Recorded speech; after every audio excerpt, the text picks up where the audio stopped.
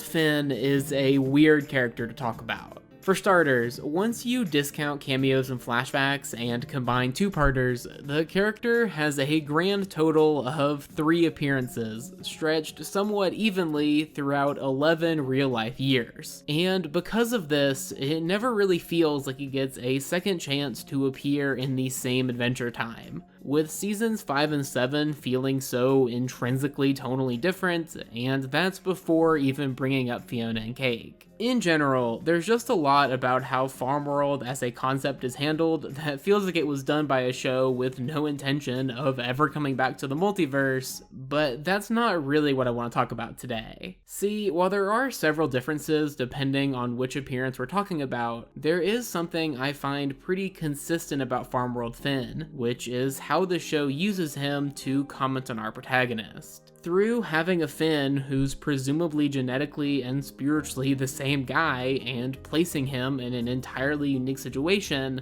the show is given an opportunity to really comment on what parts of our main character are inherent and what parts are circumstantial. And that's what I want to really explore in this video. While there is all kinds of fun to be had with the idea of a Farmworld Finn in general, I think the most interesting thing about his existence is what it implies about our Finn back in Ooh.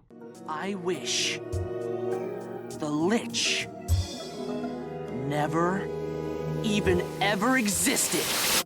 Before I start jumping all around the timeline of Farmworld Finn, I do think this video deserves a bit of a quick summary. As I mentioned before, there are 3 main appearances of the character, as we first meet him at age 14 right as he puts on the crown, then again at age 16 at the end of his time with the crown, and then finally again at age 29, as Fiona, Cake, and Simon come looking for the crown. For the sake of this video, it's not massively important that you have a complete handle on the specifics here, but just know that these are the 3 moments we'll be jumping between. Anyway, it's during the first time we see the character that we get most of these specifics about his world, and most importantly, his family. Essentially, Farmworld is a version of Ooh where the mushroom bomb was never detonated, and therefore magic never became widespread. And besides just creating the titular farm life, this change also keeps the very magical events that led to an orphan Finn from ever happening.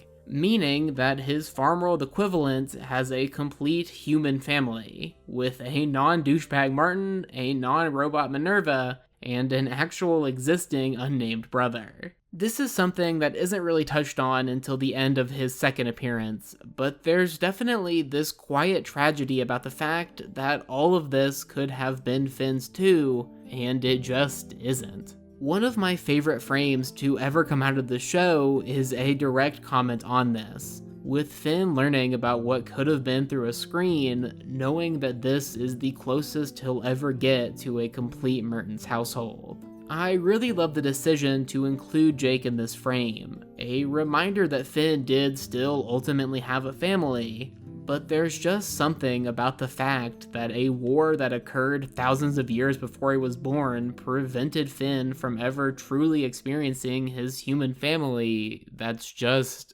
heartbreaking.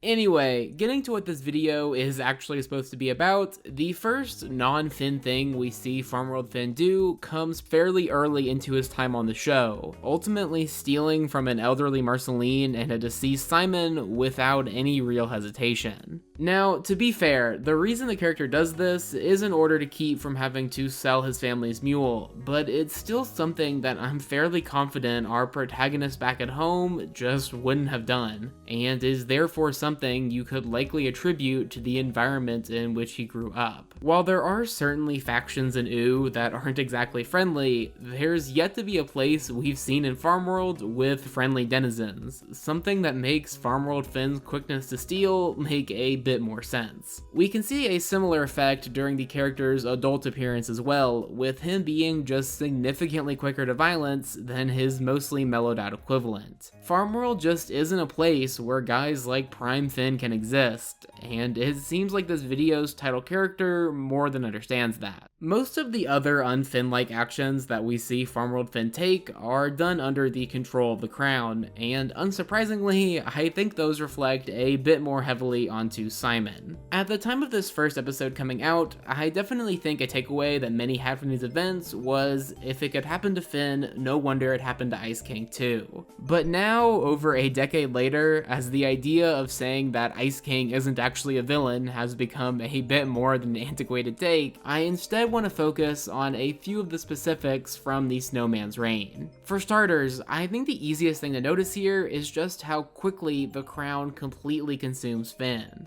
In comparison to Simon, whose transformation was gradual enough to not even be immediately noticeable, Farmworld Finn loses almost all touch with reality within mere seconds. Now, obviously, I'm aware that there are several unfun lore or episode pacing explanations for this, but I think it's a bit more interesting to see this as the show somewhat tipping its cap to Simon. Sure, the character is not this perfect guy, as I think Fiona and Cake made more than clear to anybody paying attention, but I do think there's something commendable about his ability to fight the effects of the Crown long enough to remain coherent for the ones he cares about. Something that Finn clearly just couldn't do. We'll get back to the reign of the Snowman in a second, but first I want to focus on an aspect that's specific to the adult Finns, which is the relative lack of comparison points. See, while there are hundreds of appearances of teen Finn to compare to his teen Farmworld equivalent, there's less than 30 minutes of each 29-year-old version.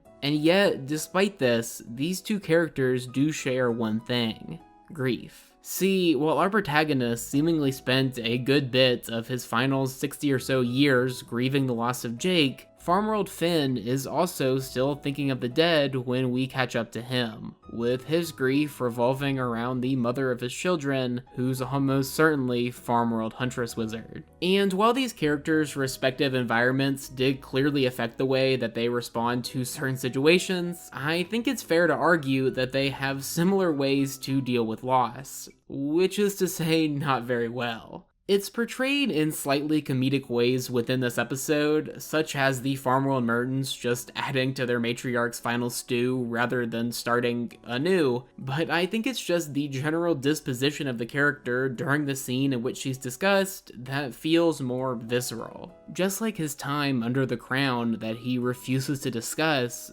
Farmworld Finn seems hesitant to even acknowledge this years-old passing, clearly adding the idea of a vault to the things that he shares with his multiverse brother. A vault, however, isn't the only thing that these two Finns share, as I'd argue the main driving factor behind their occasionally drastically distinct decisions to be nearly identical. One of the defining Finn moments that I keep coming back to over and over and over again when talking about the character is actually a line spoken by someone else, as Digital Minerva tells her physical son this: Finn, you grew up to be a helper too.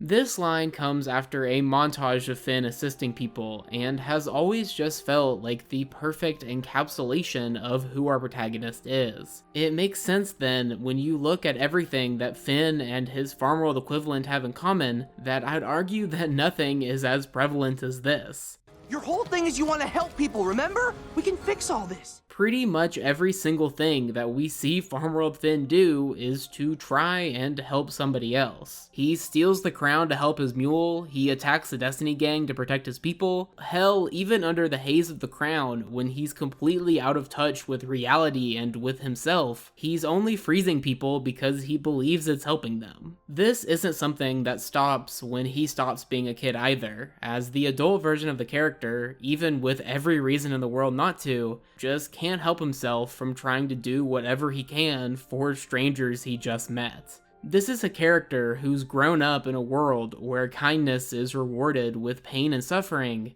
and yet there's something inherent within the Finn Mertens DNA that seems to prevent him from ever learning that lesson. While Farmworld Finn was introduced in the show's 5th season and only first returned in the 7th, I'd argue it's actually season 6 where the series delivered the most focus onto this topic. If you saw my last video on the show, you'll probably remember me mentioning it, with this line from Finn touching on pretty much the exact topic of this video. Who the heck raises guys like that?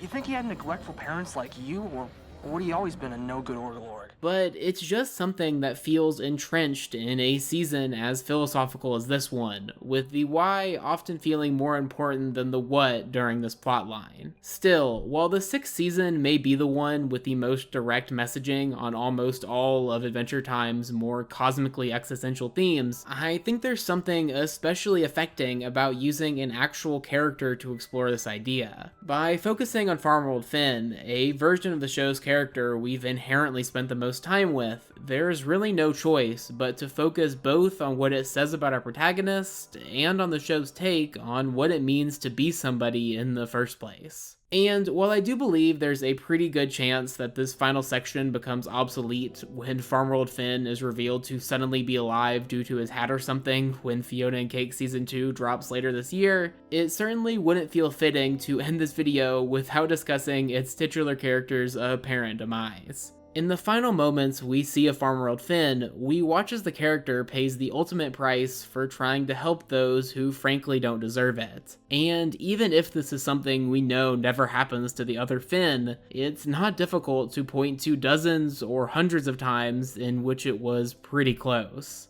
And yet, somehow, I think if our Finn was to hear of this, of an alternate version paying the consequences of recklessly endangering himself to protect others, I find it difficult to believe he'd give it a second thought before continuing to do it himself. Anyway, that's about it for me. I know this one was definitely not like the stuff I usually make, but I just kept rewriting it, and eventually it turned out like this. If you want a more direct way in the comments to tell me how I misinterpreted everything, you can find me on the Twitter alternative where the skies are blue. But either way, this has been AmpleSamuel, and I'll see you in some amount of time. Thanks for watching.